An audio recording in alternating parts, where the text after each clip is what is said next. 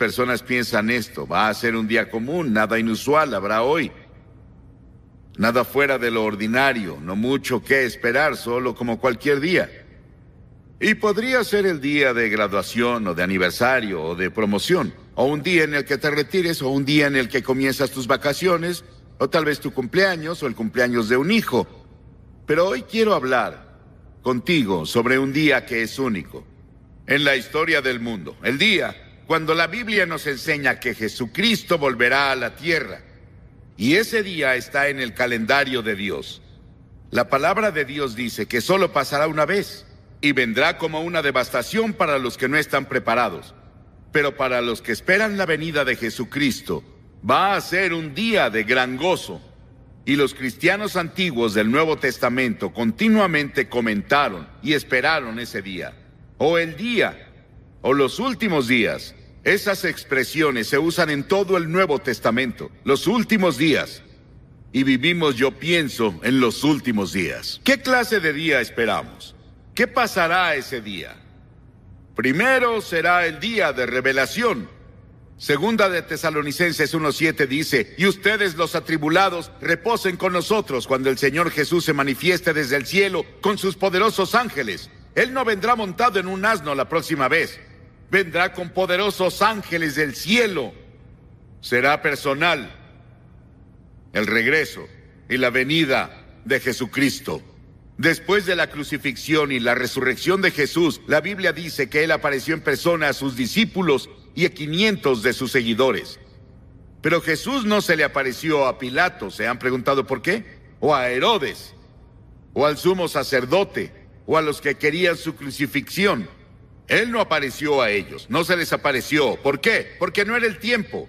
Lo van a ver ese día que está en el futuro. Apocalipsis 1:7 dice: he aquí él viene en las nubes y todo ojo le verá, también los que le traspasaron, y todos los pueblos de la tierra se lamentarán por él. Incluso las personas que lo traspasaron, incluso las personas que idearon su muerte van a verlo y van a estar conmocionados.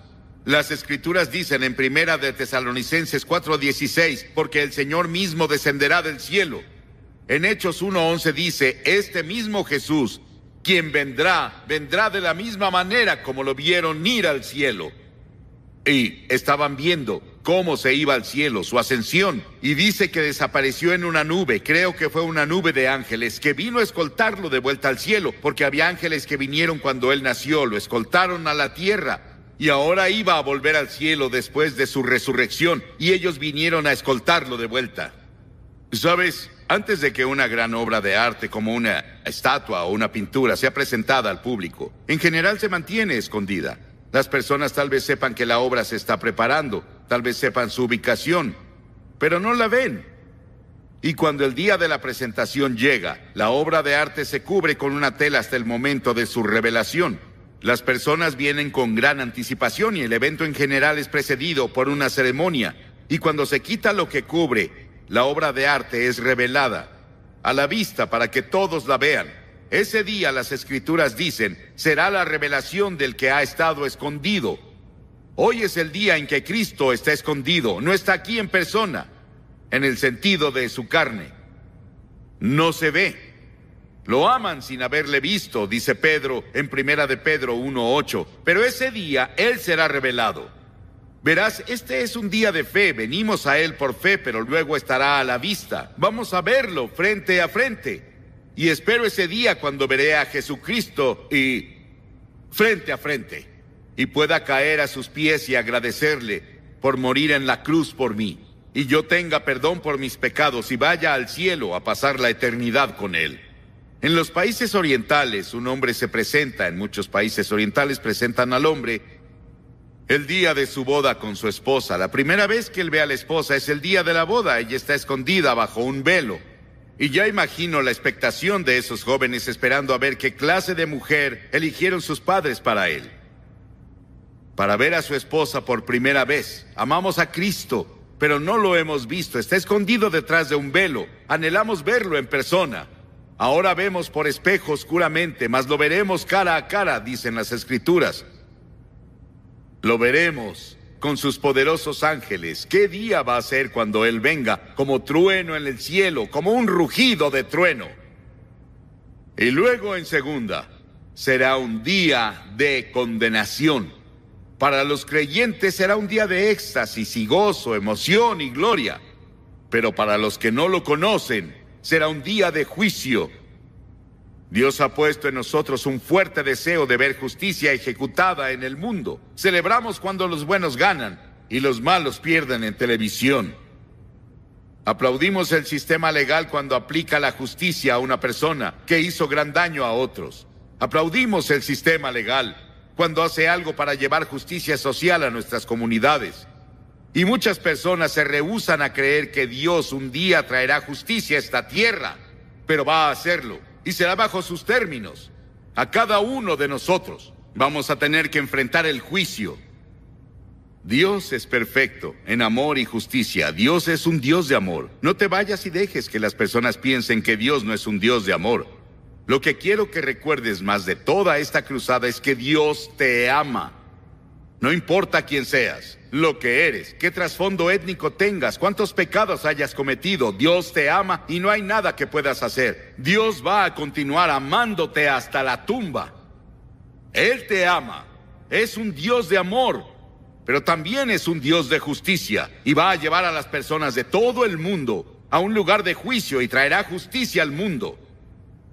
En segunda de Tesalonicenses 1, 8 y 9 dice: en llama de fuego para dar retribución a los que no conocieron a Dios ni obedecen al Evangelio de nuestro Señor Jesucristo, los cuales sufrirán de eterna expulsión de la presencia del Señor y de la gloria de su poder. Piensa en eso. La traducción Revised Standard Version del versículo, una exclusión de la presencia de Dios. Verás lo que significa. Es que los que están perdidos, los que no conocen a Cristo como Señor y Salvador, y podría ser un miembro de la iglesia y todo, pero dentro de ti no estás seguro de cómo estás ante Dios, y podrías estar perdido. Todos ustedes van a echar un vistazo a Cristo en su gloria. Van a ver toda la gloria y toda la emoción y el gozo del cielo por un momento, y se llevarán ese recuerdo a la eternidad, pero no podrán disfrutarlo. Van a ser excluidos de su presencia, dicen las Escrituras. Recuerdo cuando oí eso por primera vez de un erudito griego en la Universidad de Cambridge. Recuerdo el impacto que tuvo sobre mí cuando dijo lo que significaba ese pasaje. Y comencé a pensar en echar un vistazo a Jesús y toda su gloria y todo su poder, y yo debía ser parte de eso en el cielo, y me lo perdí. Por mi propia lujuria, o mi avaricia, o mi orgullo, o mi ego, o porque no me rendí ante Cristo en la cruz. También va a ser un día de salvación. Un día de salvación. Ahí llegamos a la glorificación. Han oído de la salvación y la santificación. Eso se llama glorificación.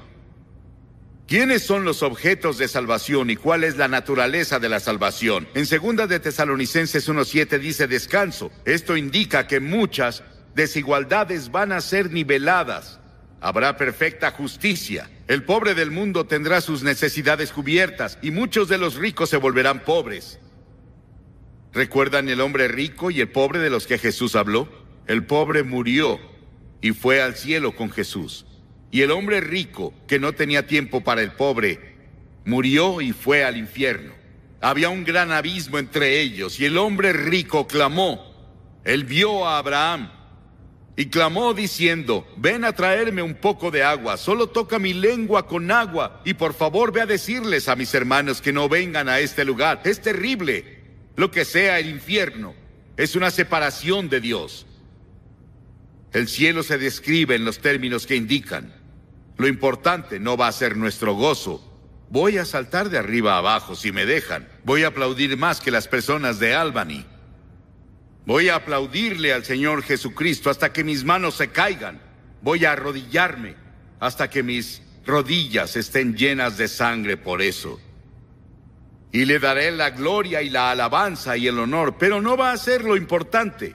Lo importante es que Jesús va a ser tan revelado y hermoso y glorioso en y a través de nosotros, sus santos, que todo el universo se levantará y se maravillará de que Cristo hiciera tal cosa por su muerte y su resurrección, que tomara a pecadores como tú y yo, que nos oponemos a Dios, que rompemos las leyes, que lo desobedecemos a diario, y nos llevará y amoldará a lo que Él planea para el futuro, y a compartir con Él su reino y gobierno.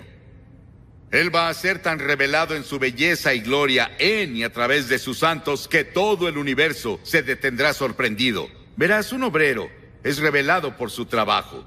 Sir Christopher Wren fue el diseñador de la Catedral de San Pablo en Londres. Y recuerdo cuando fuimos a Londres el año después de la guerra, Cliff Barrows y su esposa Billy y mi esposa y yo fuimos a Inglaterra y predicamos allá por 6 meses y toda la ciudad estaba casi en ruinas. Pero veías la Catedral de San Pablo de pie con toda su gloria. Había sufrido un poco de daño, pero no mucho. Sir Christopher Wren la diseñó. Dentro de la catedral hay una placa en su memoria. Y dice, si buscas el monumento de Sir Christopher Wren, aquí lo ves. Este es su monumento. El monumento del Señor Jesucristo, su obra en la tierra, en la cruz y su resurrección seremos tú y yo. Todos los que conocen a Cristo, el cuerpo de Cristo, somos su obra maestra. Cuando el universo mire a su iglesia glorificada, se maravillará de su belleza. No pensarán en ti y en mí, van a pensar en Él. Todos nuestros pensamientos se centrarán en Él. El universo estará impresionado, no por nosotros, sino por Él, que logró esto. Cristo será el centro del cielo. Y en el infierno, a donde sea que veas, nunca lo verás. Este es el día que el Señor ha hecho. Regocijémonos con gozo en Él, dicen las Escrituras. Habrá un día en el que Cristo volverá. Hasta ahora, cuando vendrá es un secreto. Según un artículo reciente del New York Times del año pasado, el gobierno de los Estados Unidos creó 6.800.000 mensajes y documentos clasificados. Son muchos secretos. Y claro, sabemos que esos secretos tienen fugas. Pero Dios tiene un secreto que no le reveló a nadie. A nadie, y ni siquiera especulamos. Y ese es el día y la hora de su regreso. No lo sabemos.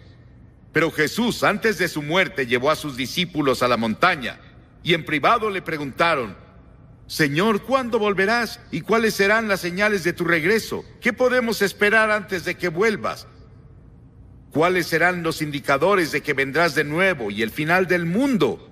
O los sistemas como los conocemos, que están dominados por el mal. Y Jesús contestó, ese día y esa hora ningún hombre, ni siquiera los ángeles la conocen, solo mi Padre sabe. Pero dejó claro a los discípulos que el tiempo de su segunda venida habría señales que veríamos. ¿Y cuáles son las señales que Él dejó? Primero dijo que habría guerras y rumores de guerras. ¿No te suena a los encabezados de los periódicos todo el tiempo? Las guerras y rumores de guerra. Sí, tuvimos un maravilloso tiempo de paz aparente que hay en el mundo. Me alegra lo que ha pasado.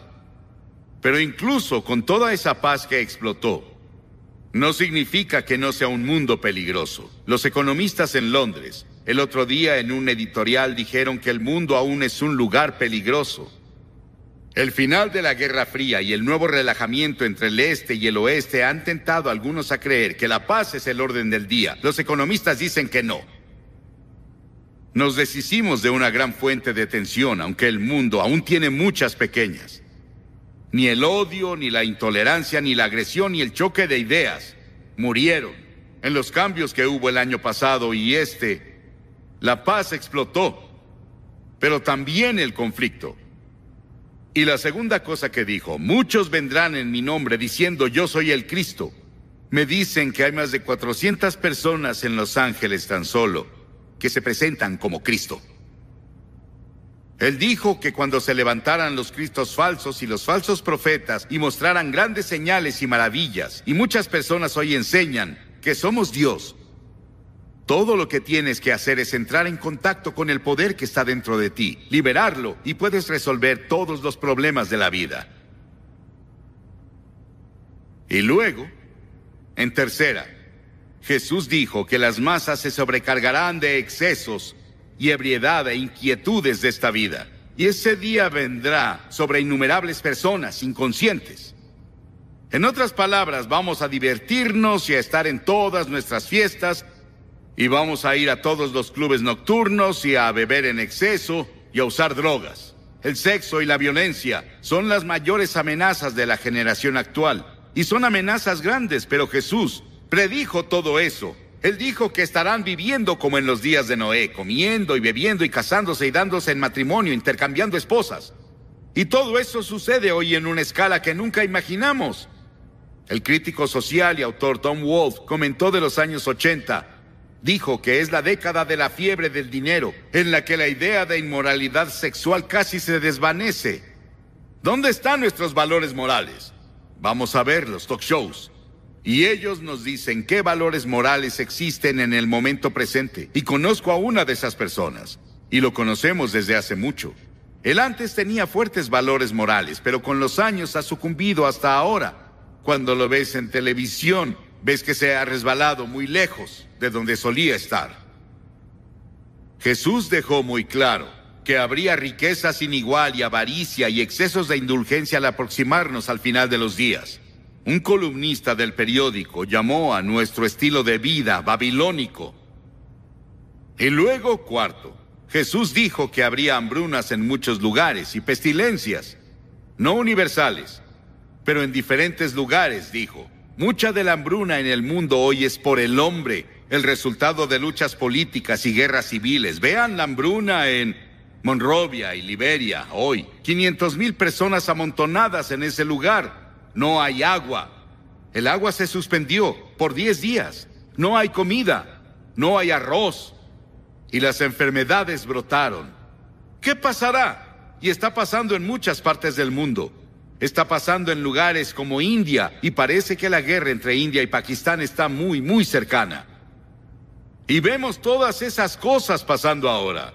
Y son las cosas que Jesús predijo que pasarían justo antes de que Él viniera. Nuestro país gasta miles de millones de dólares al año en programas de reducción, cuando el resto del mundo intenta tener algo de comida. Y luego dijo, la iniquidad abundará. Y Él hablaba de perversiones sexuales. ¿Sí? No voy a ir a eso esta noche, porque no tenemos tiempo. Pero los crímenes diarios nos asustan. Las jóvenes que son atacadas hoy y violadas son 40% más que hace un año. Algo está pasando. Parece que un espíritu malo y terrible se ha soltado, y así es el diablo. Alguien me preguntó, ¿qué anda mal con el mundo? Y dije, el pecado anda mal con el mundo y el diablo aviva la llama. Y aviva el fuego, eso pasa. Y nos inquirimos, ¿los valores morales desaparecieron completamente? Muchos. Incluso los cristianos hoy están confundidos. Nos volvimos cristianos terrenales en lugar de los que leen la Biblia y estudian las Escrituras y se ponen a orar. Nos sentamos enfrente de nuestra tele y obtenemos valores morales de ahí. Y luego dijo que habría un incremento de terremotos. Hay unos 6,000 terremotos detectados en todo el mundo cada año. El promedio de muertes por terremotos en el siglo XX ha sido de 20,000 personas cada año. En Armenia en 1988 fueron 25,000. En Irán hace unas semanas fueron 50,000. Los terremotos incrementan. En Segunda de Pedro dice, ya que todo será destruido en ese día, ¿qué clase de personas deberíamos ser? Ahora tenemos el efecto del ozono. Todos están preocupados por el ambiente, deberían estarlo, porque en este pasaje de las Escrituras nos enseñan que la tierra se va a derretir. Se desvanecerá. Algo va a pasar, una cosa climática va a pasar. Y me parece que cuando leemos del efecto del ozono, y eso es de lo que Pedro habló, y dijo, ya que todo será destruido y cambiado así, ¿qué clase de personas deberíamos ser? Deben vivir de forma santa y piadosa, esperando el día de Dios y apresurándonos a su venida. El cristiano no es un desertor de la vida. Al contrario, creer que Cristo regresará nos da confianza y el valor de vivir como debemos hoy. Saber que Cristo volverá me hace querer trabajar mucho más. Quiero alimentar a más personas. Quiero predicarles a más personas. Quiero ayudar a más personas hambrientas y sin hogar. Eso nos anima. Es un incentivo para salir a la sociedad y hacer lo mejor que podamos. Sabemos que todo el mundo no va a ser salvado. Pero saliendo del mundo, habrán personas que serán salvadas. Porque esperamos un nuevo cielo y una nueva tierra, como Dios prometió, y vivimos audazmente por Él en el contexto de nuestras vidas. La Biblia dice que vendrá un día cuando Dios sacudirá los cielos y la tierra. Ese será el día de salvación para los que conocen a Cristo. Será el día de juicio para los que no lo conocen. ¿Estás preparado? Las Escrituras dicen, prepárate para encontrar a Dios. ¿Te has preparado? Dirás, ¿qué debo hacer para prepararme? Sí, vas a la iglesia de vez en cuando. Fuiste bautizado. Tomas la comunión, tal vez. Has tomado tus votos en la iglesia. Pero muy dentro no estás seguro de cómo estás. Y quieres asegurarte primero y luego irte de aquí. Esta cruzada acabará en unos minutos. Esta fase al menos, porque va a continuar en las iglesias. Va a continuar con todo el gran trabajo de seguimiento que se planeó. Pero necesitas hacer un compromiso con Cristo hoy. Hoy es el día de salvación. Ahora es el tiempo aceptable. Las Escrituras nos enseñan que puedes endurecer tu corazón. Dios te dará otro momento, otra oportunidad de decirle que sí. Te pediré que hagas algo que has visto en las últimas 2 noches, que más de 2,000 personas hicieron. Te pediré que te levantes de tu asiento y vengas y te pares frente a esta plataforma.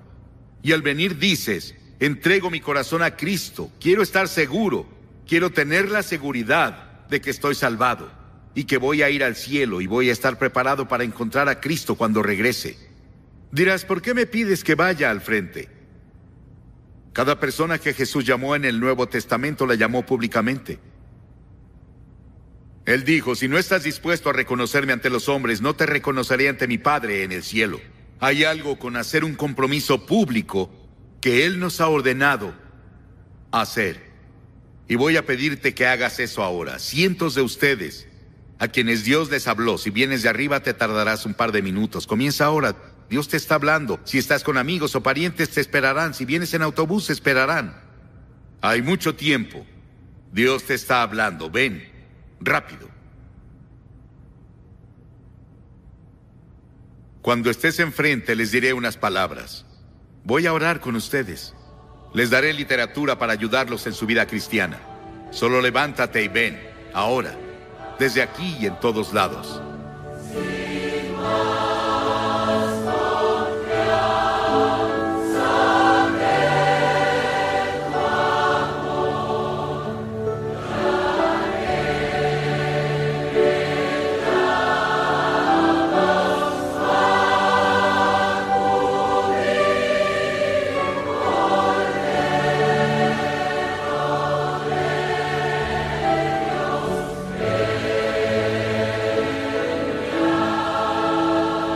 La palabra de Dios promete que podemos estar seguros de que un día estaremos en el cielo con Dios. No solo tener la esperanza o el deseo de ello. Hoy tú podrás estar seguro de tu hogar eterno. Toma un momento para comunicarte con nosotros a través de nuestra página web. Nuestros consejeros se contactarán contigo vía chat. Y recuerda, Dios te ama. Los que han estado viendo por televisión pueden ver que cientos de personas vienen aquí, en la Knickerbocker Arena, en Albany, Nueva York. Es maravilloso este cuadro. Y Ralph Bell, quien ha predicado noche tras noche antes de que yo viniera, ha visto a cientos de personas llegar a Cristo cuando él predicó también. Hay una gran hambre espiritual y un gran movimiento del Espíritu de Dios. Te pido que recibas a Cristo en tu corazón donde sea que estés. En tu casa, tal vez en un club o tal vez en un cuarto de hotel. Puedes decirle que sí a Cristo. Dios te bendiga y te ayude a tomar ese compromiso esta noche. Y asegúrate de ir a la iglesia el domingo. El día en que Jesucristo vuelva, ¿será uno de temor y conmoción o será de gran gozo para ti? ¿Qué pasará si mueres antes de que Jesús regrese? ¿Estás seguro de que Dios te recibirá en el cielo por toda la eternidad? Dios te ama. Él quiere que estés seguro. Puedes estar seguro ahora mismo. Hay alguien aquí que quiere hablar contigo, responder a tus preguntas y orar. Esta noche quiero que vayan conmigo al segundo capítulo. El segundo capítulo del libro de Hebreos. El segundo capítulo del libro de Hebreos, comenzando en el versículo 1. Por tanto, es necesario que con más diligencia atendamos a las cosas que oímos, no sea que un día nos deslicemos. Y en griego estas palabras son muy fuertes. Es decir, hablaba del Antiguo Testamento. Es muy importante estudiar y leer el Antiguo Testamento. Atenderlo, estudiarlo, para que no nos deslicemos de esta enseñanza. Si las Escrituras dicen, y toda transgresión y desobediencia recibió justa recompensa o retribución, nosotros, ¿cómo escaparemos? Si descuidamos tan grande salvación. Y el contexto aquí está hablando de la salvación a través de Jesús. Cómo Cristo vino del cielo, y lo oímos hace un momento, se hizo inferior a los ángeles. Por supuesto, Cristo está por encima de los ángeles y principados y poderes en la jerarquía del cielo y el universo. Pero cuando vino a la tierra, se hizo inferior a los ángeles, identificándose con nosotros.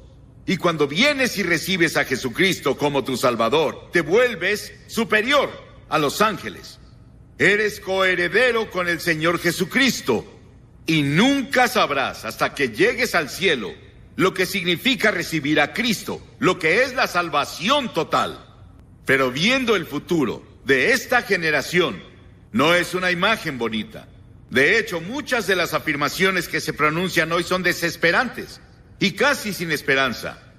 Recibí una carta de un comentarista de radio hace tiempo y él dijo: Billy, oí tu predicación. Y dijo: sabes, eres muy desalentador, danos esperanza. Pero soy un poco como Jeremías. Mi esposa me dice Jeremías a veces.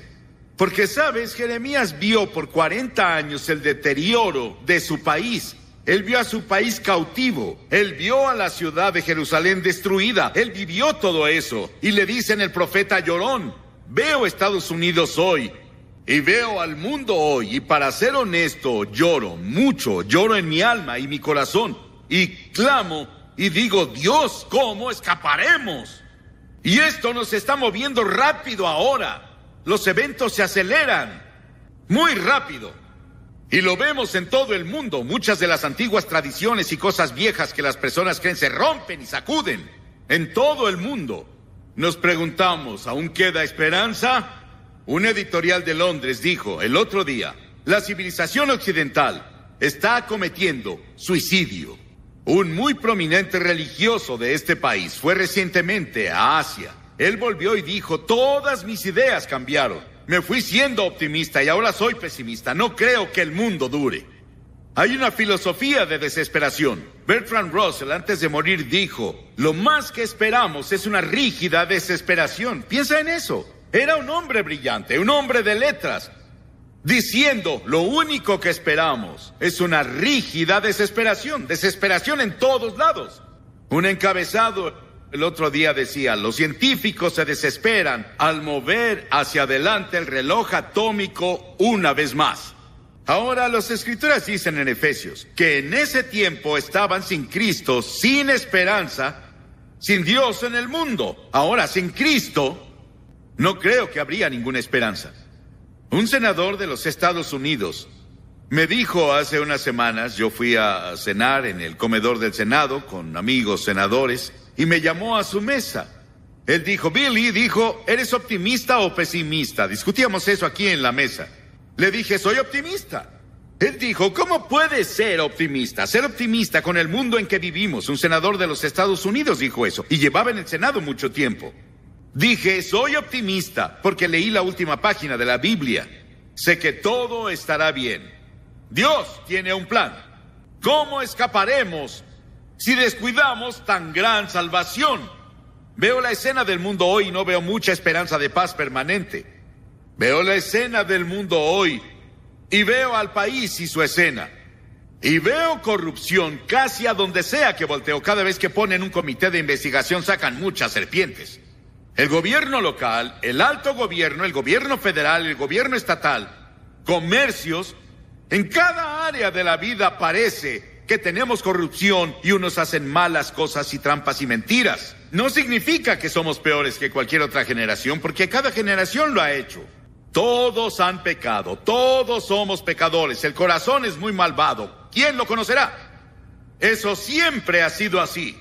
Y mi razón para pararme aquí a predicar hoy no es intentar salvar este mundo moribundo en el que vivimos. No va a ser salvado. Verás, hemos construido nuestra civilización en cimientos quebrados. El cimiento quebrado del pecado, la iniquidad humana. Y no lo salvará ninguna acción de las Naciones Unidas. Nos dicen que hagamos todo lo que podamos por la paz mundial. Nos dicen que hagamos todo lo que podamos para conservar las mejores cualidades de la vida, ya sea en el este o el oeste. Nos dicen que hagamos la vida tan pacífica como podamos. Bienaventurados los pacificadores. Pero al final no lo conseguiremos totalmente. Tal vez lo logremos, una generación, podemos parchar aquí un poco y algo allá y allá algo. Pero al final vamos hacia el juicio del mundo, en el que habrá tribulación, habrá un anticristo y habrá un juicio. Pero al final de todo eso, cuando el hombre esté en el Armagedón y la raza humana esté a punto de destruirse sola, el Señor Jesucristo va a volver, desesperado. Pero aún hay esperanza. ¿Qué hacen las personas cuando leen los encabezados y ven la televisión? Te diré lo que hacen. Intentan escapar. Intentan escapar. ¿Cómo escapan las personas? Algunas escapan soñando despiertas, fingiendo que no pasará nada. O escapan a través de imaginaciones diabólicas, como hacían en los días de Noé. Verán, Satanás se disfraza como ángel de luz y dice, sal y vive tu vida, pásatela bien y olvídate de todo. Hay un escape de placer. Huyen hacia la pasión, al apetito y el deseo. Un hombre escribió, voy a ahogar mis problemas en alcohol, y millones están haciendo justo eso. Un empresario dijo, voy a salir, huiré un fin de semana con mi secretaria. El mundo es tan malo que voy a divertirme mientras pueda.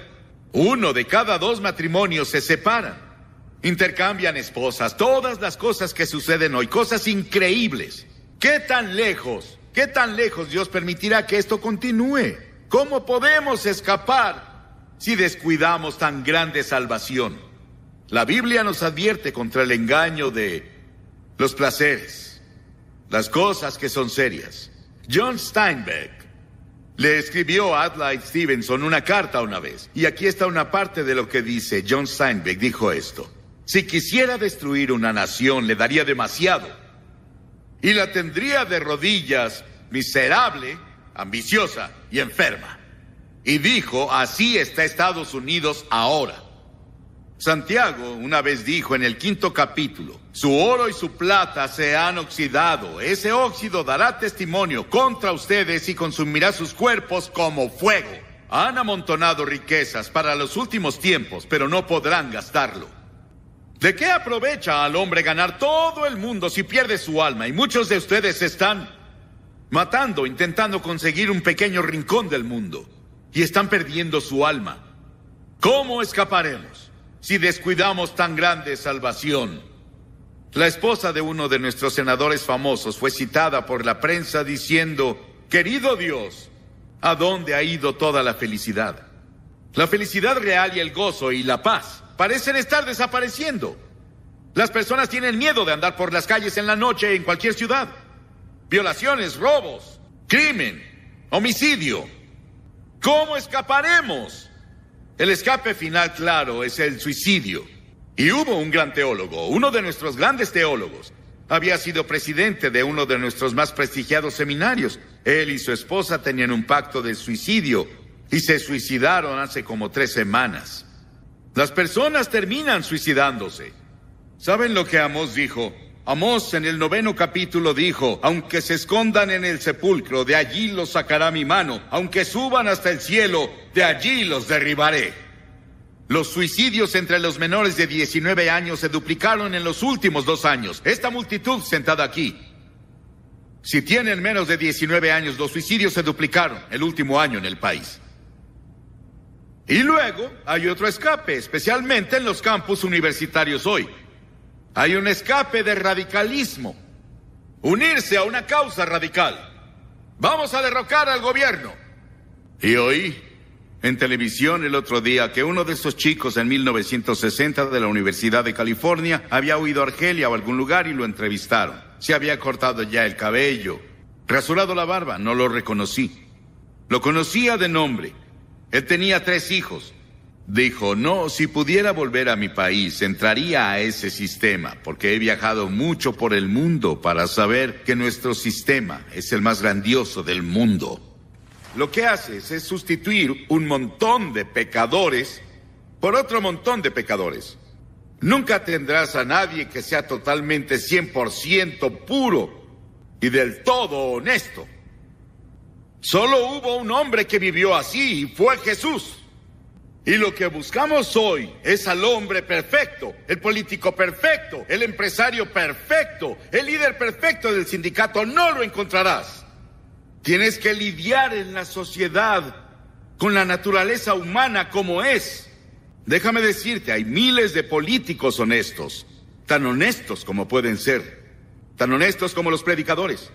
Porque la Biblia enseña que todos nos hemos alejado de la gloria. Algunos son de los mejores hombres en Washington y en las capitales estatales que hayamos tenido. Pero Sir Winston Churchill dijo una vez: nuestros problemas nos rebasan. Dijo: no hay ninguna salida. ¿Cómo escaparemos si descuidamos tan grande salvación? ¿Cuál es nuestra esperanza? Quiero decirles que es muy importante que tengas algo de esperanza. Porque verás, no solo tienes los problemas del mundo que mencioné, tienes tus propios problemas personales. Tienes tus presiones personales. Tienes tu infierno personal en el que vives ahora y buscas una salida y buscas una forma de escape. ¿Cómo voy a quitarme esta carga tan pesada? Tal vez fallaste en la universidad, tal vez es una relación amorosa rota. Tal vez es algo más, presión de tus padres, lo que pueda ser. Tal vez tus padres se separaron y eso te desgarró. Y sientes presión y quieres huir y esconderte y quieres escapar. Has intentado las drogas, has intentado el alcohol y no funciona. Bueno, es muy importante que tengas esperanza. Si pierdes la esperanza, estás acabado, viejo o joven. Lo que el oxígeno es para los pulmones es la esperanza para el significado de la vida humana. Y el destino de la humanidad depende, pienso, de su provisión de esperanza. Un cardiólogo famoso escribió el otro día y dijo: la esperanza es la medicina que uso más que todas. Cuando un hombre tiene un infarto, dijo, intento darle esperanza de inmediato. Un profesor de medicina reconocido dijo, en este estado, la esperanza es como la medicina. ¿Cómo escaparemos? Citaron el Reader's Digest hace poco diciendo: para ser feliz una persona debe tener a alguien a quien amar, algo que hacer y algo que esperar. ¿Cuál es tu esperanza? ¿En dónde colocas tu esperanza? ¿El gobierno? ¿El sistema educativo? ¿Cuál es tu esperanza? Voy a decirte dónde está mi esperanza esta noche. Mi esperanza no está en una organización. Mi esperanza no está en un plan. Mi esperanza no está en un tratado. Mi esperanza está en un nombre, la persona que se sienta a la diestra de Dios el Padre, el Señor Jesucristo. Y la Biblia dice que Dios puso en Él toda autoridad sobre el cielo y la tierra. Y mi esperanza se centra total y completamente en Él. Y quiero decirte, he sido un fracaso en mi vida. Yo he sido pecador. He quebrado las leyes de Dios. Merezco el juicio, merezco el infierno. Pero Él vino a morir por mí en la cruz. Y porque Él vino a morir en la cruz, yo fui salvado. He escapado. Tengo esperanza. Yo sé que iré al cielo. Y tengo la presencia de Dios conmigo aquí y ahora para ayudarme en esta vida presente. ¿Tienes esa esperanza?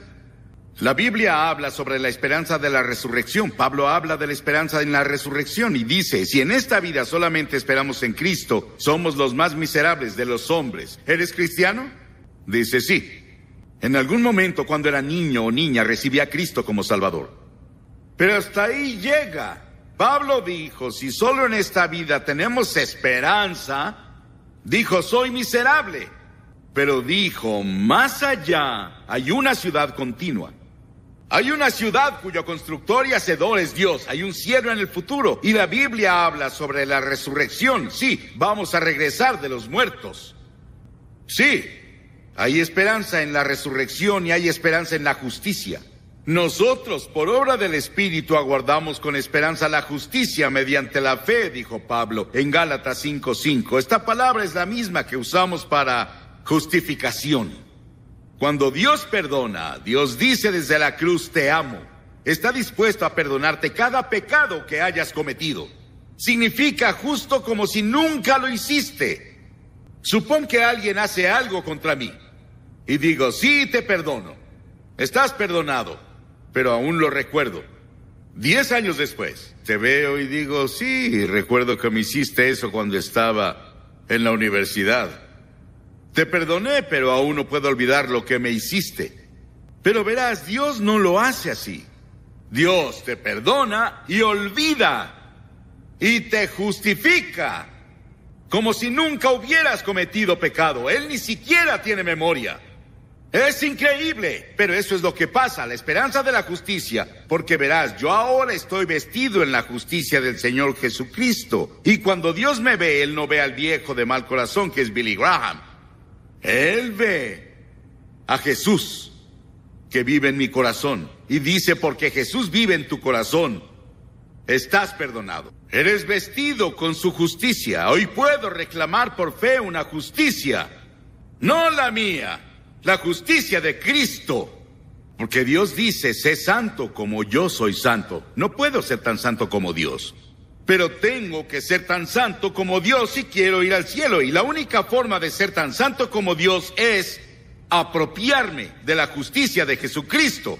Cuando llegue a la entrada del cielo, van a ver mis vestidos y no van a ver el viejo traje que traigo puesto. Van a verme vestido de la justicia de Cristo. Voy a seguir con el mérito de su sangre derramada en la cruz. ¿Sí? Hay esperanza. Y luego no solo hay esperanza de justicia, sino que hay esperanza de vida eterna. Vivir para siempre con Él. Hay esperanza de la segunda venida de Jesucristo.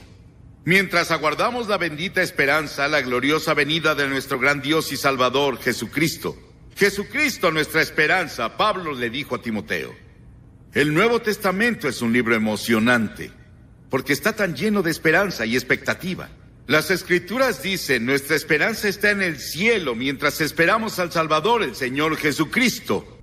Y las Escrituras dicen, y en el cielo resonaron fuertes voces que decían, los reinos del mundo han venido a ser de Cristo, nuestro Señor, y de su Cristo, y Él reinará por los siglos de los siglos de los siglos. Y es la misma esperanza y la misma imagen de dos amantes que fueron separados por un tiempo, esperando su reunión. Todos los desamores de la historia terminarán en la reunión de los amantes. Toda la agonía de los siglos terminará en la reunión de los amantes. ¿Has estado separado de alguien a quien amas? ¿Tienes una novia o un novio que no has visto en unos 3 o 4 meses? Vaya, esperen a reencontrarse. Es una de las ventajas de ser evangelista y viajar. Mi esposa y yo tenemos muchas despedidas. Pero vaya, cuando nos volvemos a ver. Es una luna de miel de nuevo. Espero su venida. Espero que ella quiera verme. Al menos ella dice que sí. Y así será ese glorioso día cuando Cristo venga. Y seremos llevados en el aire para encontrarlo. Es como dos amantes que se reúnen. ¿Qué esperanza tenemos? Imagina que no tenemos una Biblia. Imagina que no hay salvación, ni cruz, ni tumba vacía. Supón que no hay nada que dar. Salvo haz lo que puedas, intenta enmendarlo. Haz lo que puedas. Pero tenemos esperanza. Hay un plan en su libro de redención. Dios tiene un plan para el futuro. Y el futuro ya está definido. Tu futuro. Y Dios está interesado en ti. ¿Cómo escaparás si descuidas esta salvación? Si descuidas a Cristo, nota que dice descuidar. Tal vez no vas a rechazar a Cristo, solo lo descuidas. Te unes a una iglesia, tal vez ya eres miembro de una, pero en tu relación personal con Cristo lo has descuidado. No tienes tiempo para Él. No es lo primero en tu vida, algo más es lo primero. Él demanda el primer lugar, Él demanda ser el Señor y amo de toda tu vida. Ahora quiero que abra su Biblia en Mateo capítulo 2 del verso 9 al verso 11. Y ellos, habiendo oído al rey, se fueron. Y aquí la estrella que habían visto en el oriente iba delante de ellos hasta que llegando se detuvo sobre donde estaba el niño. Y al ver la estrella se regocijaron con muy grande gozo. Y al entrar en la casa vieron al niño con su madre María. Y postrándose lo adoraron. Y abrieron sus tesoros y le ofrecieron presentes, oro, incienso y mirra. La Navidad no es un mito, tampoco una tradición, ni mucho menos es un ensueño. Es una realidad gloriosa, es un tiempo de alegría. El pesebre de Belén se convirtió en el vínculo que unió un mundo perdido con un Dios amoroso. De ese pesebre vino un hombre que no solo nos enseñó una nueva forma de vivir, sino que nos introdujo a una nueva relación con nuestro Creador. La Navidad significa que Dios está interesado en los seres humanos, que Él nos ama tanto, que estuvo dispuesto a dar la vida de su único Hijo para que todo aquel que en Él crea no se pierda, mas tenga vida eterna. Pero ¿qué significa para ti la Navidad? ¿Qué significa para ti ese niño que nació en un pesebre? ¿Qué significa para ti ese momento glorioso donde Dios estaba permitiendo que su Hijo naciera de una virgen? ¿Sabes? Aquí estábamos leyendo la historia de unos magos que vinieron de Oriente a adorar a ese niño. Sin embargo, esos magos estaban un poco equivocados de dónde nacería el niño, porque ellos habían escuchado una antigua profecía que está en Números 24:17. Dice: lo veré, mas no ahora, lo miraré, mas no de cerca. Saldrá estrella de Jacob y se levantará cetro de Israel, y herirá las sienes de Moab y destruirá a todos los hijos de Set. Habían escuchado esa antigua profecía de un hombre llamado Balaam, y ellos habían escuchado que nacería esa estrella, un hombre singular, un hombre sin igual, un hombre que legislaría no solamente a Israel, sino a todo el mundo. Y habían venido a adorarle. Sin embargo, cuando ellos llegaron a Jerusalén, cuando ellos llegaron a la antigua Israel, llegaron justo al palacio del rey, porque ellos creían que ese rey del mundo iba a nacer en un palacio, porque ellos creían que ese Salvador, que esa estrella iba a nacer en medio de lujos, en medio de gran glamour, en medio de gran placer. Pero ese no era el plan de Dios. El plan de Dios era enviar a su Hijo y que tomara forma de siervo y hecho semejante a los hombres se hiciera obediente hasta la muerte y muerte de cruz. Que Jesús con su pobreza enriqueciera al mundo y escogió a una joven familia de Israel, un hombre descendiente de David que se llamaba José, que era justo y bueno, una joven virgen que solo quería hacer la voluntad de Dios. Dos personas que, aunque eran muy humildes de condición, estaban dispuestos a obedecer a Dios.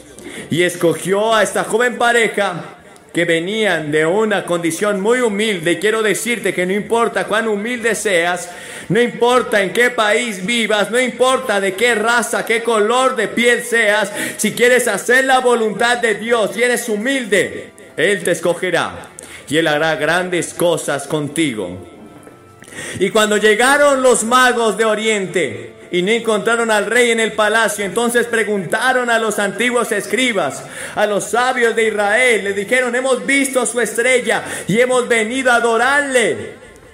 Y aquellos sabios, aquellos hombres de Israel que conocían la ley de Dios, los escribas, indagaron y sabían que el Señor iba a nacer en Belén, en la más pequeña de todas las tribus de Judá. Así que los magos fueron despedidos por Herodes y les dijo Herodes: vayan y adoren a ese niño, búsquenlo, y cuando lo encuentren háganmelo saber para que yo también vaya y le adore. Así que los magos siguieron la estrella y la estrella se detuvo justo en un pesebre. No se detuvo en un palacio, no se detuvo en una gran mansión, no había allí un gran edificio. Simplemente había allí un pesebre, un lugar, un establo, donde habían vacas, donde habían animales domésticos. Allí fue el único lugar donde encontró esta familia para posar y para que su hijo pudiera nacer, porque en ningún lugar les habían dado habitación. Ellos fueron quizás al Hotel Hilton, pero allí les rechazaron. Ellos quizás fueron a otro hotel de lujo, pero allí no había lugar.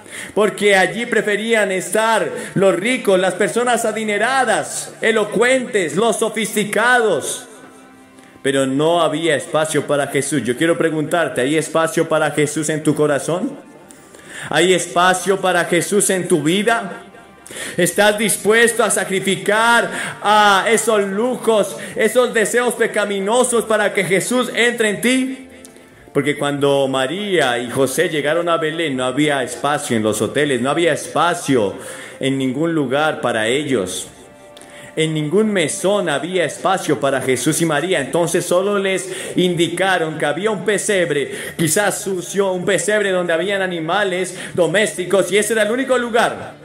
Y Jesús entró allí. Allí estaba María y José. Porque el Señor está pidiendo un corazón humilde, dispuesto, contrito y humillado. Él no te está pidiendo que seas perfecto, que seas sabio, que seas estudiado, que vengas de un linaje real. Él dice que aquel que se humilla le encontrará. Él habita con el humilde de espíritu y el contrito y humillado, al cual Dios nunca despreciará. Y estos magos hicieron varias cosas de las que hoy quiero hablar. Primero, ellos vinieron de muy lejos a adorar al rey que había nacido. Ellos caminaron cientos de kilómetros, recorrieron cientos de millas, caminaron minutos, de noche, de día. No sabemos cuántos eran, la Biblia no dice el número, pero vinieron desde muy lejos. ¿Qué has hecho tú por Jesús? ¿Qué has tenido que dejar por Jesús? La Biblia dice que el que no está dispuesto a tomar su cruz cada día y seguirme no es digno de mí. Que el que no aborrece a padre, a madre, a hermanos, mujer, hijos, y aun su propia vida no es digno de mí. Por supuesto que Él no está diciendo que debes aborrecer a tus padres. Lo habla en que debes poner siempre en primer lugar a Dios. Y estos magos de Oriente nos dan una lección de sacrificio, de esfuerzo. Y veo el cristianismo de América sofisticado, es popular, ser cristiano en América es casi una moda.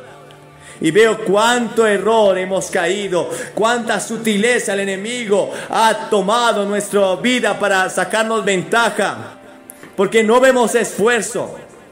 Pero hay muchas cosas a las que tienes que negarte. Estos hombres se negaron a estar con sus familias en días. Estos hombres se negaron quizás a trabajar por sus propios medios. Estos hombres se negaron a tener una vida cómoda, solo por ir a adorar a Jesús. Luego dice la Biblia que ellos trajeron presentes. Tú lo puedes leer. Ellos traían oro, incienso y mirra. Y es de notar que solo a los reyes se les ofrecía oro. Cuando el rey Salomón tomó posesión de su trono como el legado de David, dice la Biblia que vinieron muchos reyes de todo lugar y le traían oro. La misma reina de Saba le trajo oro, porque oro era lo que se le ofrecía a los reyes. Oro era lo que se le ofrecía a aquellos monarcas grandes de esa época. Y es de saber que estos magos traían oro. Es decir, que lo estaban reconociendo como rey. Y la pregunta que tú debes hacerte en esta noche es: ¿has reconocido a Jesús como tu rey? ¿Lo has reconocido como el jefe de tu vida? ¿Como aquel que comanda? Él es el rey de tus sueños, de tus sentimientos, de tus deseos, de tus anhelos. Porque tú puedes decir: oh sí, yo soy cristiano, yo voy a la iglesia, yo sirvo en la iglesia incluso. Pero si tú no lo tomas en cuenta a la hora de tomar decisiones, déjame decirte que Él no es tu rey. Si tú hoy estás caminando en un camino de maldad y no haciendo la voluntad de tu Padre, Él no es tu rey. Porque cuando tú le reconoces como rey, estás dispuesto a someterse, a hacer su voluntad.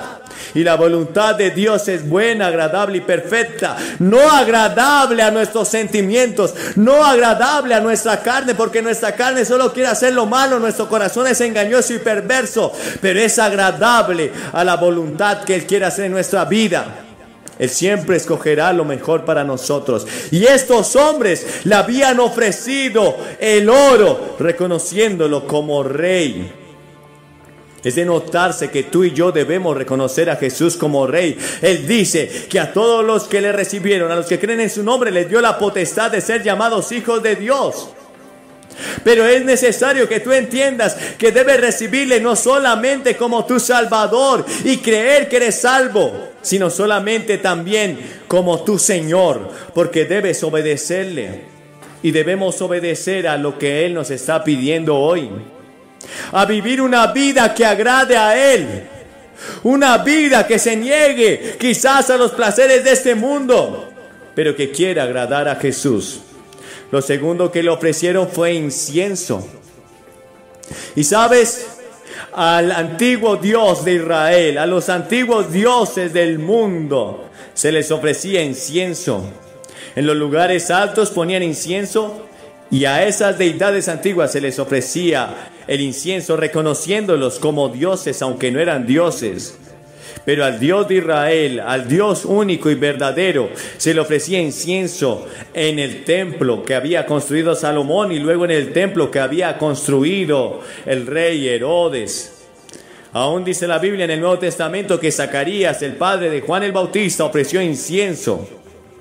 Porque solo el incienso se le reconocía a aquel que era Dios, y a Él solo se le podía ofrecer. Nadie más podía ofrecer incienso. Aun cuando los hijos de Aarón ofrecieron un fuego extraño, incienso, en una forma equivocada, cayeron muertos, porque solo a Dios se le puede ofrecer incienso. Y cuando estos hombres dan incienso, le estaban diciendo a Jesús: te reconocemos como Dios. Aunque había nacido en un pesebre, aunque había nacido de una virgen, aunque estaba naciendo en una familia pobre, ellos le estaban diciendo: te reconozco como Dios. Y hoy tengo que preguntarte: ¿tú reconoces a Jesús como Dios? Porque estos magos que caminaron, que sacrificaron, que tomaron tiempo para venir a Él, que se habían negado a sí mismos, le estaban reconociendo como Dios. Y tú dirás: Billy, no sé a qué te refieres. Bueno, si tú reconoces a Jesús como Dios, debes reconocer que Él es igual en su deidad al Padre y al Espíritu Santo. No puedes reconocerlo como un profeta, no puedes reconocerlo como un gran hombre o un sabio. Ni siquiera puedes reconocerlo como algunos dicen, el Cordero de Dios, pero nada más. No, Él es Dios. Y ante Él se doblará toda rodilla de los que están en los cielos y la tierra, y toda lengua confesará que Jesucristo es el Señor. En el principio era el Verbo, y el Verbo era Dios, y el Verbo era con Dios. No podemos alejarnos de la realidad de que el mundo se ha secularizado y la iglesia se está secularizando, y las filosofías están caminando por los pasillos de las iglesias. Y mucha gente dice: yo soy cristiano, pero también creo en la evolución, pero también creo en la ciencia, y esa es mi religión. No puedes hacerlo. Si tú crees que Jesús es Dios, entonces Él es la palabra, y por la palabra de Él fueron hechos los cielos y la tierra. Si tú crees otra cosa, estás negando el poder de la palabra. Y la palabra entonces no es suficiente para ti. Y estás negando la deidad de Jesús como Dios. Pues estos hombres lo reconocieron como Dios. Y es necesario que entiendas que si no reconoces a Jesús como Dios, tampoco podrás ser salvo. No importa que tengas padres cristianos o que vayas a la iglesia o te identifiques con aquellos que se llaman hijos de Dios. Debes reconocerlo como Dios, como tu Señor y como tu Salvador. Y luego, en tercer lugar, estos magos le ofrecieron mirra. Y la pregunta que quiero hacerte en esta hora es: ¿has reconocido el sacrificio de Jesús en su muerte? La mirra se le ofrecía a aquellos que habían muerto. Se ungían los cadáveres y así se les rendía homenaje. La mirra nos enseña y nos muestra que un día Jesús, que había nacido en ese pesebre, también iba a morir. Esa mirra tipifica dolor, esa mirra tipifica sacrificio, esa mirra tipifica que Él iba a tomar tu lugar y mi lugar en la cruz. Si tú no reconoces el sacrificio de Jesús en la cruz por ti, entonces tampoco podrás ser salvo. La mirra denotaba la misión a la cual Jesús iba a venir a este mundo. Él no solamente era el rey, Él no solamente era Dios, pero Él también era el Cordero de Dios inmolado. Él también era el que iba a tomar tu lugar y mi lugar. Esa mirra representaba aquel que iba a morir un día por nuestros pecados, porque la paga del pecado es muerte. Y esa muerte que pasó a Adán y a Eva y a todos sus hijos, todos sus descendientes, Jesús la iba a tomar. Hay tres clases de muertes. La muerte física, la paga del pecado y la muerte. Dios le dijo a Adán: si comes de ese árbol que te he dicho no comas, entonces morirás. Y el hombre comió y murió físicamente. Pero luego hay otra muerte, y es la muerte espiritual. Isaías 59:2 dice que a causa de nuestros pecados e iniquidades ha habido una separación entre Dios y los hombres. La muerte significa separación. Naciste en pecado. El salmista David dijo: en pecado me concibió mi madre. La Biblia dice en Romanos que por cuanto todos pecaron y están destituidos de la gloria de Dios, hay una enfermedad que ha contaminado a todos los descendientes de Adán. Tú y yo estamos contaminados y se llama pecado. Tú naciste en pecado. Nacimos y vivimos separados de Dios. Esa es la muerte espiritual. Pero luego hay una muerte eterna. Y Apocalipsis 22 nos habla que un día habrá un día de juicio, donde aquellos que murieron sin Cristo, aquellos que murieron en sus pecados, tendrán que enfrentar un juicio ante el gran trono blanco. Y allí se dirá todo lo que tú hiciste. Todos tus pecados se contarán si no fuiste perdonado y salvo aquí en esta tierra. Y entonces está la muerte segunda, que es la tercer muerte. Aquellos que no se hallaron inscritos en el libro de la vida morirán eternamente, serán echados al lago de fuego y azufre para siempre. ¿Sabes? No tienes que pasar a ese gran trono de juicio. No tienes que pasar la eternidad separado de Dios. Jesús tomó tu lugar. La mirra denotaba el lugar que Jesús iba a tomar por ti y por mí en la cruz del Calvario. Esos magos estaban ofreciéndole mirra a ese niño que acababa de nacer, diciéndole: sabemos que un día tomarás el lugar mío en la cruz. Y la muerte eterna será pagada, porque Jesús mismo tomó el juicio que te pertenecía a ti, te pertenecía a mí, y lo llevó en su propio cuerpo para que nosotros podamos hoy ser salvos. Quiero preguntarte si has recibido a ese Cristo, o si quieres recibirlo esta noche. Si has tomado la decisión por Él, si sabes que Él tomó tu lugar, si sabes que Él murió por ti. Porque el ejemplo que nos dan estos magos de Oriente es que ellos sabían que Él era el Rey, que Él era Dios, pero que también era el Cordero, el sacrificio por nuestros pecados. Hoy puedes tomar tu decisión por Cristo en esta noche y decirle: Señor, hoy te reconozco. Te reconozco como mi Rey, te reconozco como mi Dios, pero también como mi Salvador. No quiero morir eternamente. Quizás vas a morir físicamente. Si Cristo no viene antes, morirás físicamente, pero no necesariamente morirás eternamente, porque en el momento que recibes a Cristo, la muerte espiritual ya deja de ser muerte para ti. Ahora tienes comunión con Dios y no estarás más separado, mas has pasado de muerte a vida. Y así estarás siempre con el Salvador. Quiero preguntarte si esta noche estás dispuesto a venir ante esta plataforma y recibir a ese Cristo que te dará vida, que lavará tus lágrimas, que cambiará tu corazón. La Biblia dice que el que está en Cristo es nueva criatura, las cosas viejas pasaron, he aquí todas son hechas nuevas.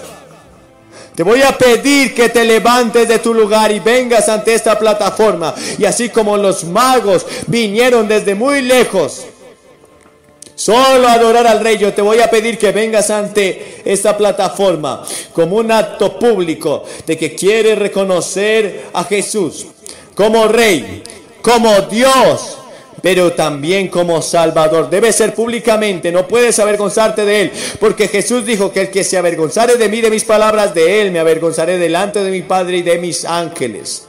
Así que debe ser públicamente. Te paras aquí, vienes 2 minutos, te daré unas palabras, oraré contigo, te daré algo de literatura y luego volverás. Buscarás una iglesia donde se predique la palabra y comenzará un tiempo de transformación total en tu vida. El nacimiento ocurre en un instante, eres salvo en un chasquido de dedos, pero tu santificación durará el resto de tu vida. Dios comenzará a transformar tu carácter. Levántate y ven aquí y haz una elección por Cristo esta noche. Esa es la verdadera Navidad, ese es el verdadero nacimiento, esa es la verdadera realidad de que Cristo ha nacido en tu vida y no una fecha en particular. Te levantas y vienes, estaré orando. Mientras vienes a este lugar, todos vamos a orar en silencio. Levántate y ven. Hay un mensaje que quiero compartir con ustedes esta noche. Está en el libro de Isaías, capítulo 66, verso 6. Isaías 66, 6. Dice allí la palabra: voz de alboroto de la ciudad, voz del templo, voz de Jehová que da el pago a sus enemigos. Desde el momento en que tú naces hasta el día en que tú mueres, habrán 3 voces que siempre tratarán de guiarte y llevarte a un destino que cada una de esas voces quiere para tu vida. Esas 3 voces se manifestarán durante el momento de nacer hasta el día de tu muerte. ¿Y de qué voces está hablando la escritura aquí? Primero, la voz del alboroto. Y el alboroto es eso que produce división, ruina. Alboroto es cuando en una multitud hay un rumor de, por ejemplo, que hay una bomba y la gente se va a confundir, va a salir una estampida y quizás muchos van a morir. Un alboroto es el que causa división, un alboroto es el que causa contienda, un alboroto es el que confunde y produce muerte. Bueno, esa voz de alboroto es la voz de Satanás. Esa voz de alboroto le habló a nuestra primer madre. Desde el momento en que inició la creación de esta tierra, esa voz de alboroto estuvo allí. Esa voz de alboroto habló en el cielo y confundió a miles de ángeles que luego le siguieron. Dice la Biblia que hasta la 3ª parte de los ángeles siguieron esa voz de alboroto. Pero esa voz de alboroto que le habló a Eva en el capítulo 3 del Génesis, le dijo que si desobedecía a Dios comiendo del árbol que Dios dijo no comiera, iba a ser como Dios. Que esta desobediencia le iba a dar la capacidad de ser como Dios, conociendo el bien y el mal y guiándose por su propia moralidad. Pues Eva obedeció esa voz y esa voz produjo muerte a toda su descendencia y a ella misma. Quizás has escuchado esa voz. Tú dirás: Billy, pero yo soy un simple mortal, pero yo no soy tan importante. O quizás soy muy importante, soy el pastor de la iglesia, quizás soy un hombre de Dios, una mujer de Dios, pero yo quiero decirte que esa misma voz le habló a Jesús. Dice la Biblia en Mateo capítulo 16, en el verso 22. Jesús les había dicho a sus discípulos: es necesario que yo suba a Jerusalén y allí sea entregado a los gentiles y muera a causa de los pecados de esta tierra. Es necesario que el Cordero de Dios, que el Hijo del Hombre que fue destinado para ser inmolado, vaya a Jerusalén y allí muera. Entonces Pedro, al escuchar esto, le reconvino, lo llevó aparte y le dijo: Señor, no permitas esto, que nunca esto te acontezca. Y entendiendo Jesús que era la voz de Satanás, la voz de alboroto que quería confundirlo, le dijo: apártate de mí, Satanás, porque no pones la mira en las cosas de Dios, sino en las de los hombres. Esa voz de alboroto trató de confundir a Jesús. Esa voz de alboroto es la que trae acusación a tu vida, para traerte remordimiento. Dice en Zacarías capítulo 3 que esa voz estaba a la mano derecha del sumo sacerdote para acusarle.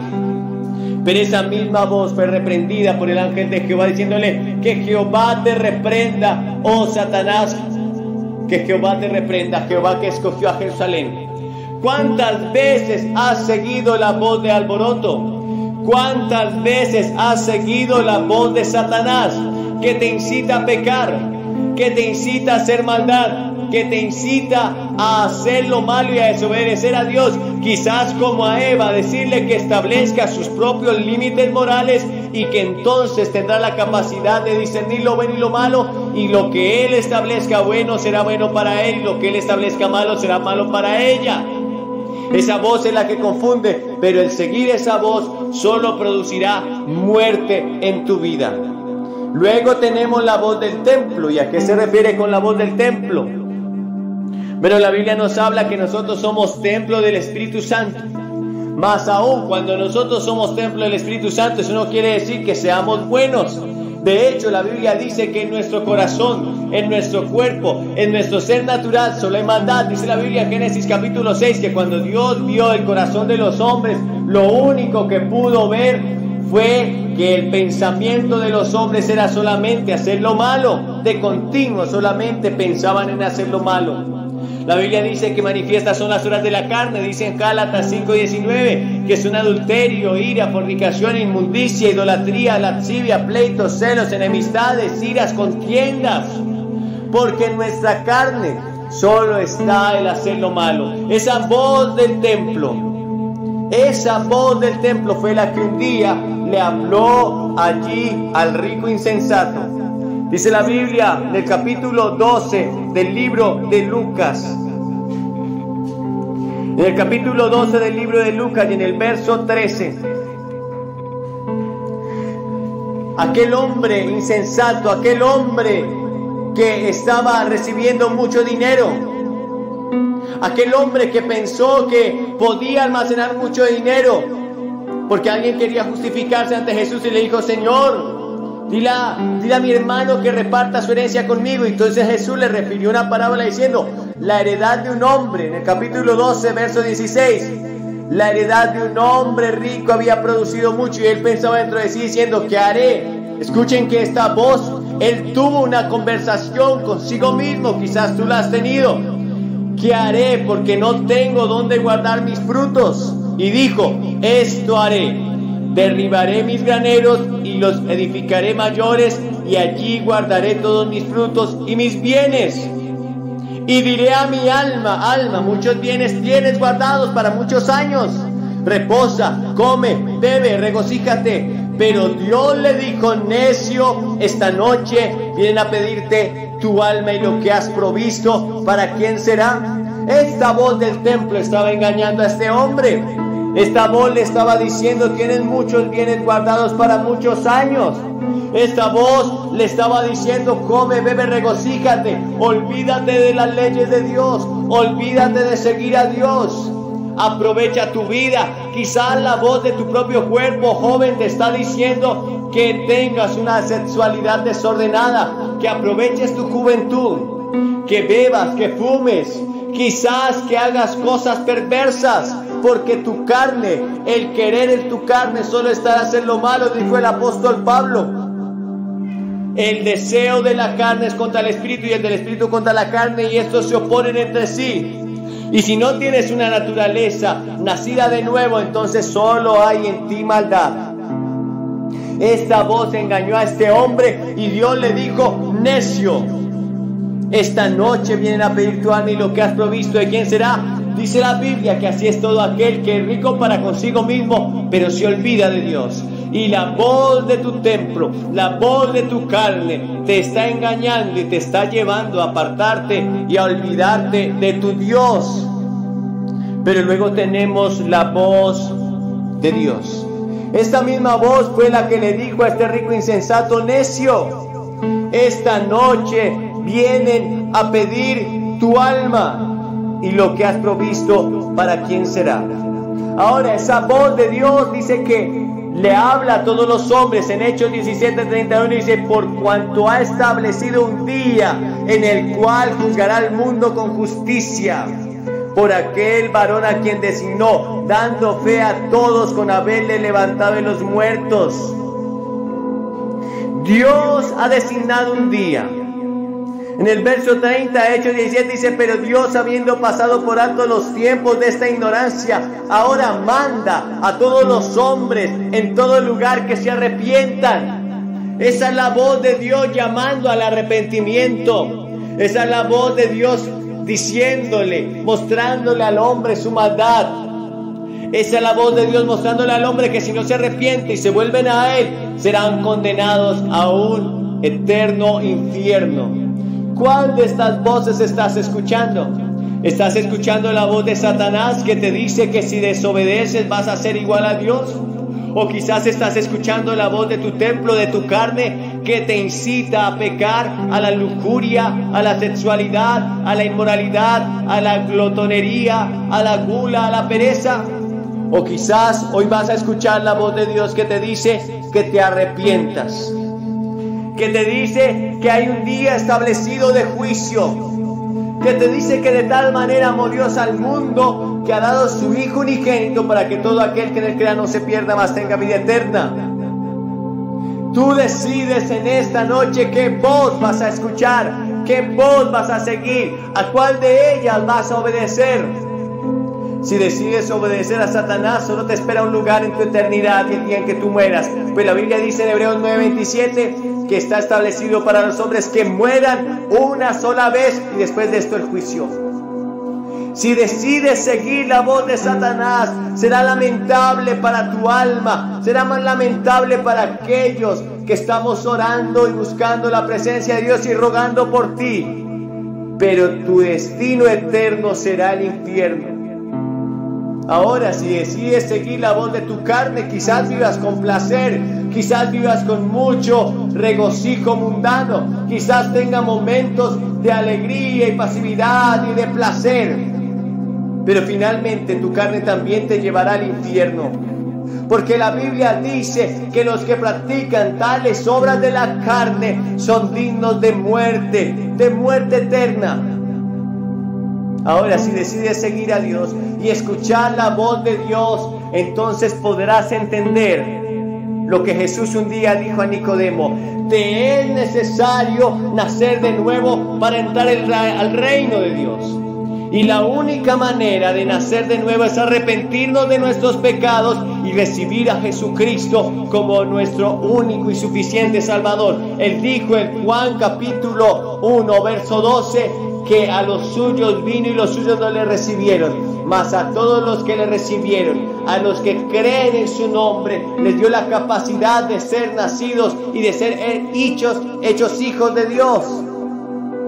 Así que tienen la oportunidad de hoy obedecer a Jesús, de hoy seguir a Jesús, de hoy nacer de nuevo y ser una nueva criatura.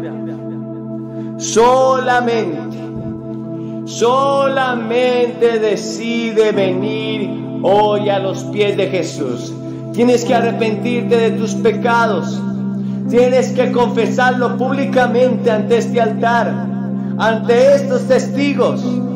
y entonces recibirlo en tu corazón, y se producirá el milagro más grandioso del universo, un nacimiento que no es de carne y de sangre, sino del Espíritu. Pasarás de muerte a vida, tu naturaleza frágil, mundana, pecadora será transformada y será renovado en un nuevo hombre, y entonces serás parte del reino de Dios. ¿Quieres venir esta noche?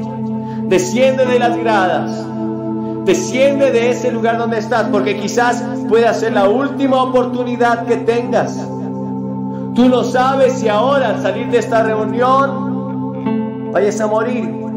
Yo no sé si esta noche podría morir, podría enfrentarme al juicio eterno, y entonces ya no habría rescate por los pecados, porque solamente en vida tuviste la oportunidad de arrepentirte, quizás la desechaste. No hagas eso esta noche. No hay nadie que esté en el infierno a quien Cristo no ha llamado. No hay nadie que esté en el infierno que no haya recibido la oportunidad de arrepentirse. Y hoy tienes tu momento de arrepentimiento. Ven a Cristo ahora. Desciende de esas gradas. Este es tu momento. Este es tu llamado. Este es el tiempo. Este es el tiempo de tu visitación. El Salmo 139 dice que mi embrión te vio. Quiero que sepas que cada uno de nosotros ha sido moldeado por la mano de Dios. Cada detalle de nuestras vidas ha sido diseñado con maravilla y cuidado. Imagina, incluso antes de nacer, Dios ya sabía de nosotros y dedicaba tiempo a examinar a cada uno de nosotros con amor y atención. ¿Por qué Dios presta una atención tan especial a cada uno de nosotros? Acompáñame a explorar más a fondo el significado y la importancia de Dios, saber de nosotros desde que éramos formados en el vientre de nuestra madre, y cómo podemos responder a ese llamado en nuestra vida diaria. Cada día tienes una nueva oportunidad para acercarte a su presencia. Déjate inspirar cada mañana para buscar la dirección correcta de Dios. Esto es, comenzando tu día con Dios. Iniciamos. En el libro de los Hechos, capítulo 1, en el verso 8, si lo pueden poner aquí en la pantalla, dice así la palabra de Dios. Hechos capítulo 1, verso 8. ¿Cuántos están aquí? Pero recibiré poder cuando haya venido sobre vosotros el Espíritu, y me seré testigo en Jerusalén, en toda Judea, en Samaria, y hasta lo último de que, di conmigo, pero recibiré poder cuando haya venido el Espíritu Santo sobre mi vida. Estas fueron las últimas palabras, fueron de las últimas palabras que Jesús le habló a sus discípulos. Y entre ellas le dijo, quédense en Jerusalén hasta que sea investido de poder de lo alto, porque seré bautizado dentro de muy pocos días. Y él dice, y recibirán poder cuando esté sobre usted el Espíritu Santo. Así que es más que evidente que el poder solo viene después del Espíritu Santo. Él les dice, tendrán poder, a lo que en el griego dice dunami, poder para hacer milagros, poder para echar fuera demonio, poder para hacer transformado uno mismo. Recibirán ese poder cuando venga sobre ustedes el Espíritu Santo, y serán testigo en toda Jerusalén, Samaria, Judea y hasta lo último de la tierra. No puede ser un testigo si no tiene poder.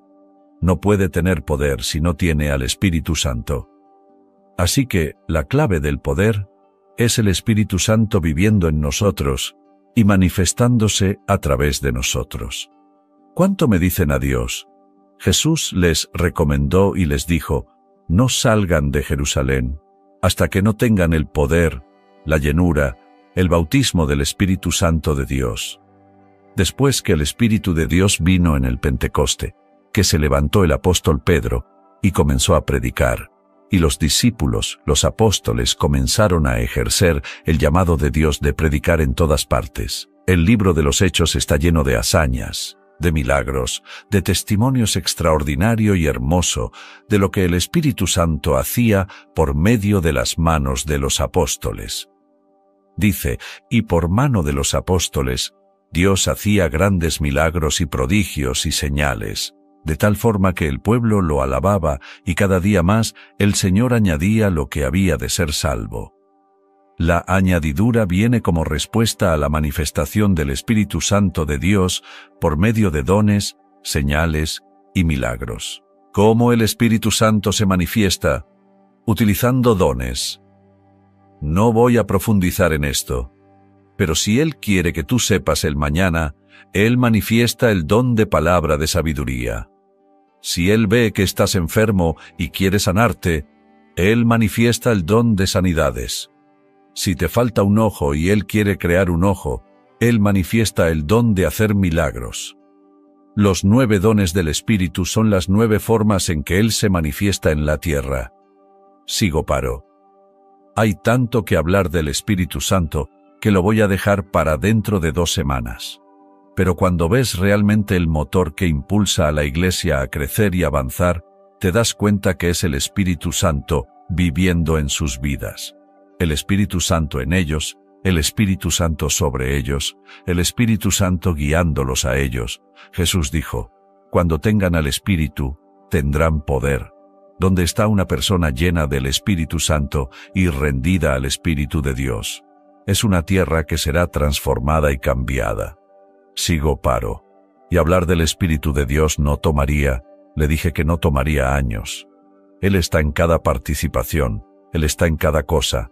Él escribió las Escrituras, Él guió a Pedro, a Pablo. Él estaba sanando a través de la sombra de Pedro. Él fue el que resucitó el cuerpo de Jesús en la tumba. Romano 8. Él es el secreto de todo. Él no es milagro, Él no es liberación, Él no es un aceite, Él no es agua, Él no es viento. Son formas que Él expresa de lo que Él puede hacer. Él no es una paloma blanca volando. ¿Quién es el Espíritu Santo? Simplemente le quiero decir que Él es una persona. Es Dios, y la Biblia está llena de estas confirmaciones. Pero yo no le quiero hablar de Él como Dios, porque Él es Dios. Yo le quiero hablar de Él hoy en los pocos minutos como una persona. Él es una persona, no meramente una presencia. Uy, el Espíritu Santo es una presencia. No, es una persona con presencia, no es una atmósfera, sigo paro, no es un ambiente. Él es una persona con una atmósfera y un ambiente que emanan de Él. El Espíritu Santo no es una actitud, una atmósfera o un ambiente. Él es una persona que quien habla, piensa, planea y es increíblemente brillante. Él es elocuente. Él es la voz de Dios, del Dios Trino para nosotros. En el libro de Juan 16:13 dice, no hablará por su propia cuenta, sino que hablará todo lo que oyere una presencia, una atmósfera. No habla una persona así. Sigo paro. Él fue el que resucitó el cuerpo de Jesús en la tumba. Romano 8. Él es el secreto de todo. Él no es milagro. Él no es liberación. Él no es un aceite. Él no es agua. Él no es viento. Son formas que Él expresa de lo que Él puede hacer. Él no es una paloma blanca volando. ¿Quién es el Espíritu Santo? Simplemente le quiero decir que Él es una persona. Es Dios y la Biblia está llena de estas confirmaciones.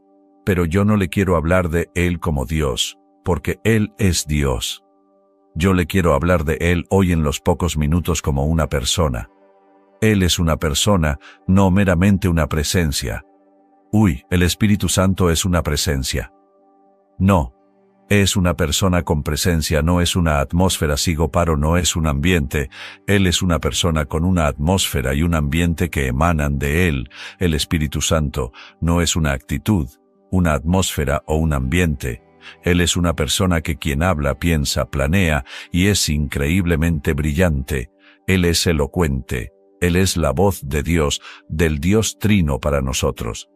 En el libro de Juan 16:13 dice, no hablará por su propia cuenta, sino que hablará todo lo que oyere una presencia, una atmósfera. No habla una persona así. Sigo paro. Él fue quien te hizo, dice la Biblia. La Biblia dice, el espíritu en hebreo o en griego, su significado es aliento, soplo, sigo paro. Él es quien nos hizo, y no nosotros mismos. Él hizo tu personalidad, tu cuerpo y todo lo referente a ti. Él lo diseñó perfectamente. Él pensó en tu cuerpo y lo hizo de la forma que Él quiso que tú lo tuvieras. ¿Alguien puede alabar a Dios? Él es quien da los diseños y las ideas de todas las cosas. Él fue quien diseñó los colores de las flores. Él fue que diseñó cada bestia, cada insecto, cada animal, cada cosa que se arrastre, nade o vuele en la tierra fueron diseñada, planeada y pensada por el Espíritu Santo. El Salmo 103 dice, envía a tu Espíritu y ellos son recreados otra vez. Cada cosa, aunque tú no lo creas, tiene un propósito. El ratón que tú odias tiene un propósito. La culebra que no te gusta ver tiene un propósito. Cada cosa fue hecha con un propósito. El pecado corrompió la creación, pero todo era perfecto. Alguien pide alabar a Dios. El Espíritu Santo fue quien le dio el diseño a David. El templo, y dice la Biblia en una traducción más ampliada. Dice, esto también le entregó el diseño David a Salomón. Le entregó el diseño de todo lo que el Espíritu había puesto en su mente, sobre los atrios del templo del Señor, para los cuartos de alrededor, para los tesoros del templo y para los depósitos de las ofrendas sagradas. La Biblia dice, en Primera de Crónica 28:12, el Espíritu plasmó en la mente de David el diseño de cómo tenía que ser el templo. David no construyó el templo. Él solo manifestó en Salomón lo que Salomón tenía que hacer. David le dijo, estos planos no me los dio un ingeniero terrestre, esta arquitectura me la dio el Espíritu de Dios. ¿Cómo sí? David era tan profundo que Dios le daba los diseños de todo. Y le digo, Salomón, al templo tal como está el diseño, porque viene de arriba.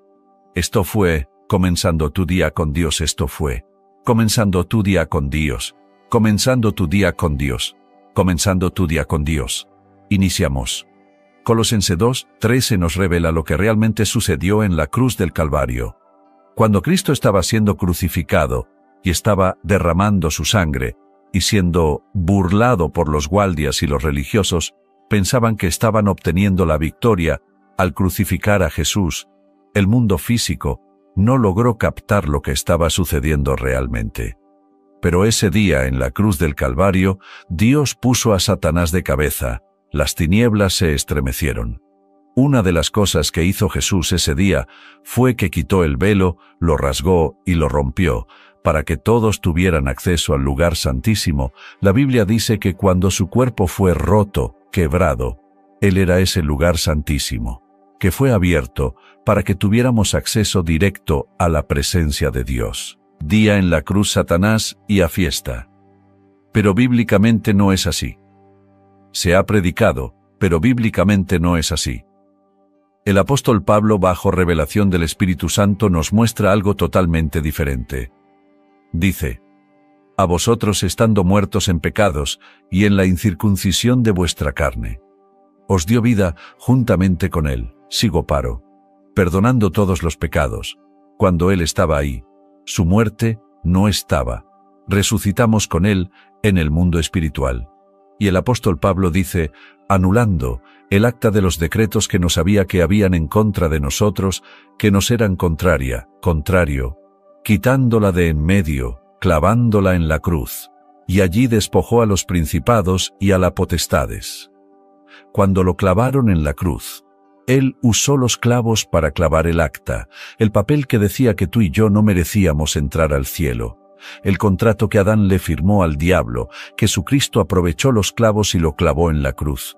Alejasó Malabacá y Amán, y le envió un mensaje al cielo, al infierno y a la tierra, y le dijo, yo redimo a la humanidad, y yo junto con mi cuerpo clavo todo lo que contrario, todo lo que era contrario, todos los argumentos que el diablo usaba para destruir la familia, toda la legalidad que Satanás usaba desde Adán hasta Cristo para atormentar a Abraham, a Isaac y a Jacob, toda la legalidad que le entregó Adán y Eva en el huerto del Edén. Ese día Cristo tomó ese contrato y dijo, yo pagaré por este contrato, y yo derramaré mi sangre por este contrato. Esto nos dice a nosotros que Satanás no tiene legalidad para destruir mi casa, y yo vengo a decirle a ustedes que Satanás está ilegal en tu casa, que la enfermedad es ilegal en tus huesos, que el cáncer sal de mí, y al demonio suéltame porque yo fui comprado. Sigo paro. Él anuló todo el derecho que Adán le entregó a Satanás. Jesús lo anuló, no lo están entendiendo. Es sin negar que tú estés con cáncer, porque Él anuló la causa de la enfermedad. Él anuló ese pecado, y Él le dijo al diablo: ya no tienes legalidad para enfermar a la gente, porque yo anulo ese contrato. Por eso es que dice: y para esto apareció el Hijo de Dios, para deshacer las obras del diablo, el diablo atado a la humanidad. Y es por eso, Virginia, que Él le dice: digan a Juan, que los ciegos ven, que los enfermos son sanados, que los muertos son resucitados. Díganle que el reino ha llegado, que el Cristo está aquí, que yo soy el Adán profetizado. Alguien tiene que alabar a Dios. Y por eso yo creo que hoy todo tu humor tiene que ser arrancado. Por eso yo creo hoy que pulmones dañados son recreados. Por eso yo creo esta palabra, que órganos dañados pueden ser creados, aquí hígados afectados, páncreas enfermo, oh gloria. Él lo anuló. Lo escuchaste, diablo. Él lo anuló. Lo escuchaste, espíritu. Él anuló todo, y basado a esa palabra. Si esa palabra es verdad, Satanás, nada tiene que ver contigo. Alábalo si esa palabra es verdad. Cuando Él anuló el acta, anuló el pecado. Anuló lo que nos acusaba, y al anular el pecado anuló todo lo que el pecado produce. Depresión, enfermedad, amargura, influencia satánica, Él lo anuló todo. Cristo está aquí. Y yo estoy aquí parado para testificar que mi Cristo anuló todo. El poder del diablo lo hizo ánico, lo hizo nada y puso al diablo debajo de nuestros pies y nos dijo: písenlo porque ya yo lo vencí. Písenlo porque os doy poder, písenlo porque le doy autoridad, písenlo. No importa qué espíritu de hechizo se levante, lo vamos a pisar, no por nuestras fuerzas, sino por aquel que fue inmolado desde antes de la fundación del mundo, el Cristo de la gloria. Y si esta sangre es poderosa, si esta sangre de verdad es lo más poderoso que hay, donde está la sangre de Cristo, los diablos salen. Donde está la sangre de Cristo, el cáncer se va. Él lo anuló. Dile a alguien: Él lo anuló. No dejes que el diablo te siga acusando. Él dijo: nada tiene que ver conmigo, Satanás. Dilo, nada. La depresión hoy será arrancada porque vengo en el poder del Espíritu Santo en esta mañana. Vengo en el poder del espíritu de enfermedad. Vete tu humor, desaparece. Aramacaya cayendo como un rayo que pisó aquí la iglesia y comenzó a caminar con pasos que hacen temblar en el mundo espiritual. Alamasama, Lama, Sandalabasama. No hay lugar para Satanás en tu vida. No hay lugar para Satanás en tu vida. Él pagó el precio. Cristo pagó ese precio ya. Sé libre, sé sano. Sé sano. Este fue tu programa, comenzando tu día con Dios.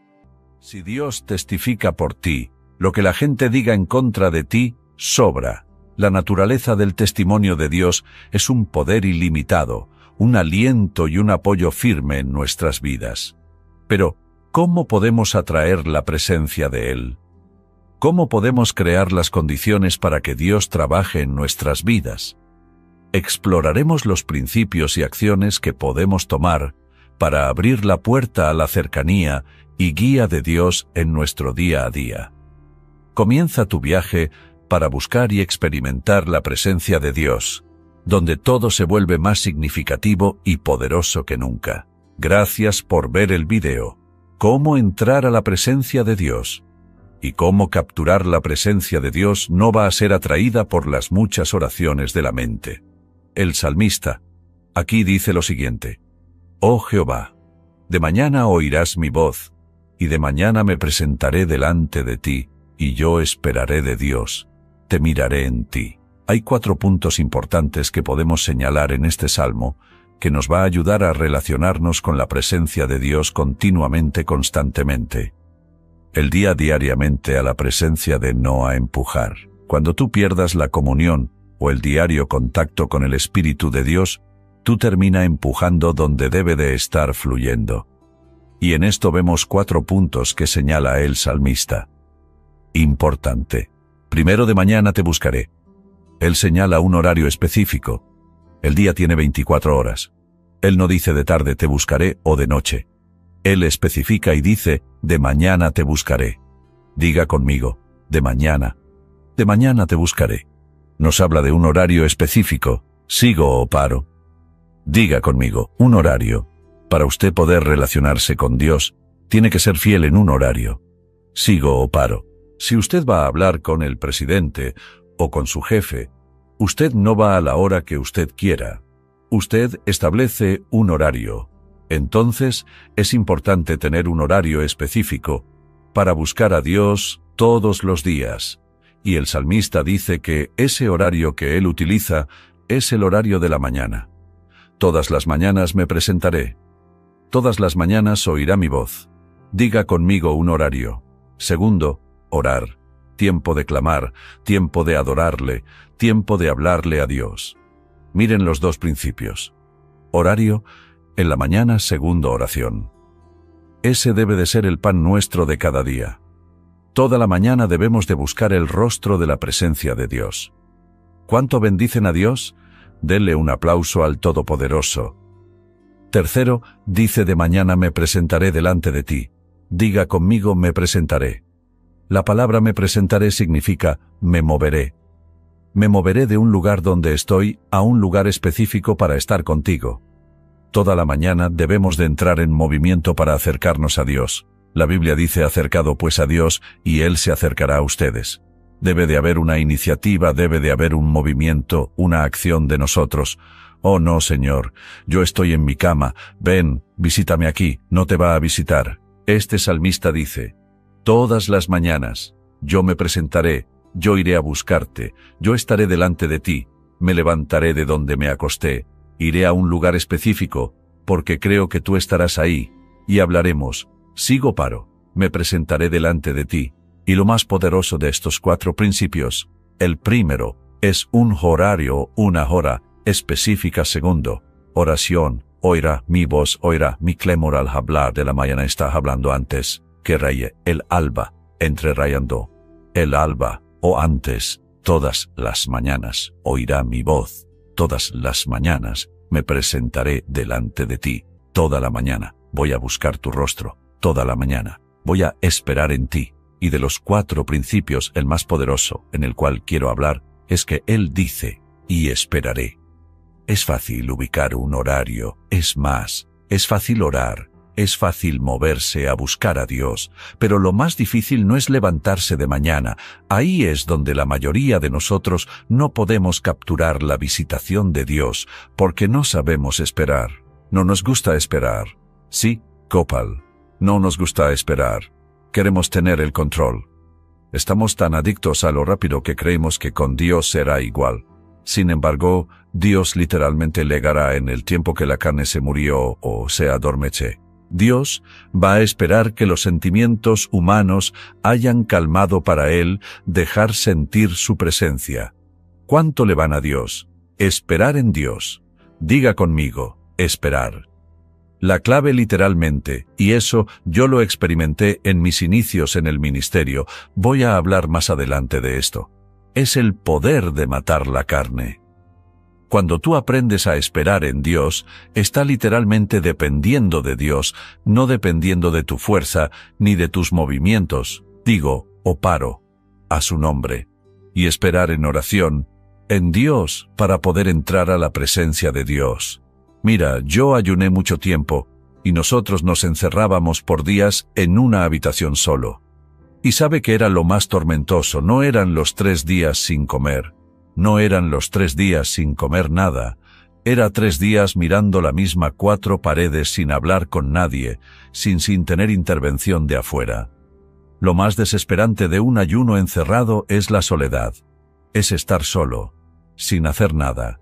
La carne lucha para salir de ahí. La carne no le importa ayunar y pasar hambre, y trabajar y entretenerse. Tú quieres ayunar fácil. Ahora tranca la carne en un lugar donde no tenga redes sociales, donde no tenga entretenimiento.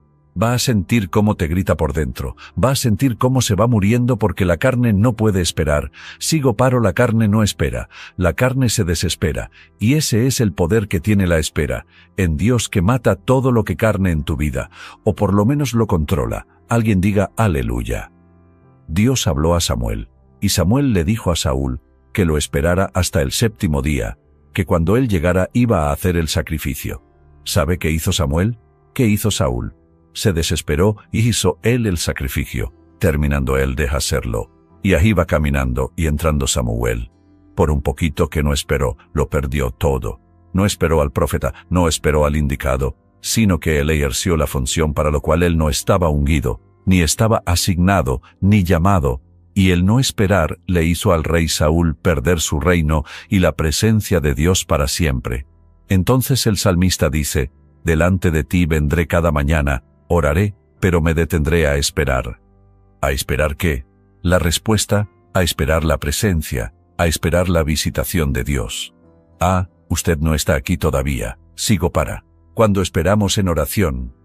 Por eso cuando usted vaya a hablar y a tener comunión con Dios, no tenga nada pendiente que lo esté esperando, porque Dios no va a entrar en su negocio, ni va a entrar en su juego, ni Él va a venir a la hora que usted se lo pidió, ni cuando usted quiso. Él va a esconderse hasta que usted se muera, y Él va a esperar que todos sus sentidos mueran, para entonces el aparecer con su presencia.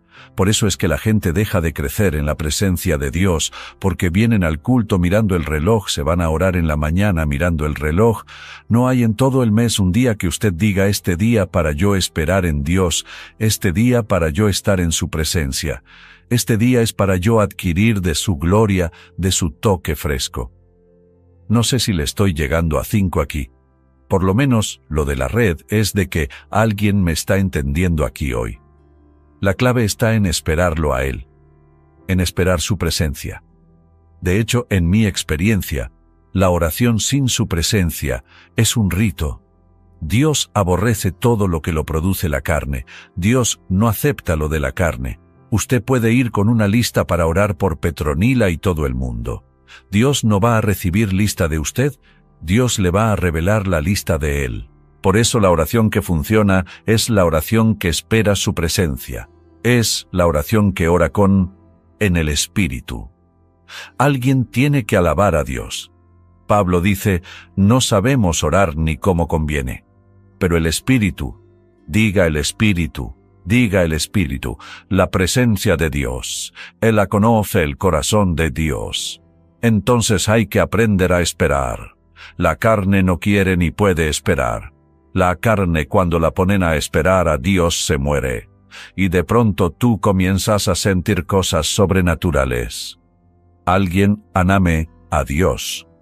Y de pronto comienzan los ojos a abrirse, porque todo comienza a cambiar cuando llega la presencia de Dios. Ah, usted está aquí. ¿Sigo o paro? Ahora sí lo para. Arazón le va a dar un toquecito sobre eso. Lo que cambió a Jacob, y le va a dar un toque, fue que Jacob se quedó solo y esperó. ¿Cuánto me dicen adiós? Y el ángel le dijo, ¿cómo te llamas, Jacob? No se dirá más tu nombre Jacob, sino Israel. Y lo bendijo. ¿Sigo paro? ¿Cuándo Jacob recibe la bendición? Cuando le rompieron el muslo. Antes de romperle el muslo, él trató de apaciguar la ira de Esaú y no pudo. Todo lo que hizo en la carne no le funcionó. Los regalos que le mandó Saúl no funcionaron. ¿Sabe cuándo las cosas se le voltearon a su favor? Cuando el ángel lo rompió, cuando le quebró algo. ¿Y qué le quebró? Esta parte. Cuando usted le quiebra la pierna, que usted pierde estabilidad, y ya usted no se puede sostener en usted mismo. Gracias. Dios no te va a dejar fluir hasta que Él no te quiebre. Hasta que Él no quite tu estabilidad humana, en la que tú has descansado, y cuando Él te destabilice toda fuerza de hombre, entonces tú dependerás de Él, y es ahí donde no tiene que darle regalo a la gente para caerle bien, sino que la gracia de Dios es la que te hace fluir. La gracia de Dios es la que te lleva hasta ahí. Entonces la gente habla de todo tipo de cosas, menos de quebrantamiento, pero eso se lo voy a dejar para otro día. Alaba la gloria de Dios. Alaba la gloria de Dios. Hay gente aquí en las redes que necesitan que lo golpen hasta que lo quiebren. Cuando lo quiebran sale el profeta que siempre estuvo ahí. Cuando lo quiebra las visiones se aclara, cuando lo quiebran, comienzan a suceder cosas sobrenaturales a su favor. Sigo paro. Entonces hay gente que hay que quebrarlos y que hasta que no son quebrados, no pueden ser productivos. no pueden conocer la victoria hasta que no es quebrado. No le diga a Dios que lo quiebre, trate de buscar usted cómo quebrarse. Porque si Él lo quiebre, Él le va a dar duro. Él le va a dar donde usted va a sentir el golpe. El ángel no tocó a Jacob. El ángel le dio. ¡Bum! Le rompió el hueso, pero lo hizo caminar en la dirección que tiene que caminar, en la dirección que tiene que caminar. Hay alguien que Dios hoy le va a romper el brazo, el hueso, el oído, algo, pero lo va a poner en el caminar y en el fluir del Espíritu de Dios. Diga conmigo, esperar es la parte que casi nadie puede. La gente ora y sale corriendo. Yo conocí un profeta que fue, con el que yo aprendí muchas cosas, y la clave de él era esperar. Yo lo miraba ponerse de rodilla a las 11 de la noche, de él fue que yo aprendí eso. Después escuché a otro predicador muy poderoso que dijo lo mismo. Después hablé con Luz Israel cuando vino aquí, lo mismo, y con todo el que lo hace elegible para compenetrarse o relacionarse con la presencia de Dios. El esperar es lo que lo prepara para que los ojos canales se cierren y se abran los espirituales. El esperar era el que lo preparaba, el que le cerraba el oído carnal y le abría el oído espiritual. Alaba la gloria de Dios, porque en esa espera, en el silencio de la noche, se morían todas las ambiciones de ellos y todo el interés carnal. Y comenzaba a él ponerse de rodilla a las antes de la noche, y vive Dios que yo nunca lo vi amanecer boceando. Y yo, muévete esta noche. No, nunca lo vi, nunca, nunca. Y era un profeta de los más poderosos que yo he conocido en mi vida, de los más poderosos. No había redes, y una noche me dijo a las 5 de la mañana cuando yo desperté que lo miré de rodillas, yo me dormía y lo dejaba de rodillas y despertaba, y él seguía de rodillas. Y me levantó, y me dijo, vas a comer gallina. Hoy yo dije, ¿cómo así, profeta? Vi una mujer que tocaba la puerta, y traía 2 gallinas. 5 minutos la puerta, pastor, porque estaban los durmiendo en la casa del pastor. Dígame, hermana fulana. El Señor me dijo que le traerá estas 2 gallinas para que se las cocine a los predicadores. Yo decía, ¿qué hombre este? Hay que andar con cuidado. Y que usted no esté pensando en casa, ni en carro, ni en tontería, ni en dinero, ni en tontería. Escuche, misterio. Que le van a hacer a usted trascender de ser niño espiritual a crecer en lo sobrenatural de Dios. Entienda hoy que sus oídos se abran. El secreto era que él, yo nunca lo vi voceando la noche entera. Él se arrodillaba y solo tú oías, quieto. Y había un momento en que se quedaba en silencio. Tú pensabas que estaba dormido. No. Estaba orando en su espíritu, en su interior. Él esperaba hasta que Dios venía y hablaba. Y eso yo aprendí de ese hombre de Dios. Y le voy a contar lo que yo mismo he vivido, y comencé a vivir. Ahora, esperar será clave para que la presencia de Dios te visite. Recuerda que la presencia de Dios no se relaciona con carne ni camina con carnalidad. Alguien puede fingir un don, un milagro, falsificarlo. Alguien puede pagarle a una persona que se haga pasar por ciego y hacer un sinnúmero de locura, pero la presencia de Dios no se falsifica. ¿Cómo tú te das cuenta cuando una mujer, un hombre, está bien delante de Dios cuando su presencia camina con él? No cuando hace milagro, no cuando hace señales ni cuando habla en lengua, sino que cuando llega tú sientes la presencia de Dios en ese hombre. ¿Sabe por qué? Porque la presencia no camina con corrupto. La presencia no puede estar cerca del pecado. No se relaciona. Alaba la gloria de Jehová que reina. Alaba la gloria. Esa es la única forma real de darse cuenta cuando alguien anda bien. Todo el mundo puede hablar mal de un hombre o una mujer de Dios. Es un tar. Es un macual. Pero si cuando él habla tú sientes su presencia, Dios está con él. Así que todo lo que el mundo diga, sobra. Si Dios testifica por ti, lo que la gente diga en contra de ti, sobra. Sobra. Alguien diga, aleluya. Mira cómo lo dice Isaías. Este es un secreto. Pero lo que esperan a Jehová. Tendrán nuevas fuerzas, levantarán alas como las águilas, correrán y no se cansarán, caminarán y no se fatigarán. Mira todas las bendiciones o todos los privilegios que comienzan a moverse a nuestro favor cuando aprendemos a esperar en Él. Cuando aprendemos a esperar en su presencia, alguien tiene que alabar a Dios. Es como dijo y simplemente rendirte. Hay predicadores que hoy en día la gente no le está mirando mucho, pero Dios me dijo que calgan su gloria. Dios me dijo de un predicador, escúchalo, Señor, sí, escúchalo, porque Él tiene algo que va a activar algo dentro de ti. Alaba la gloria de Dios.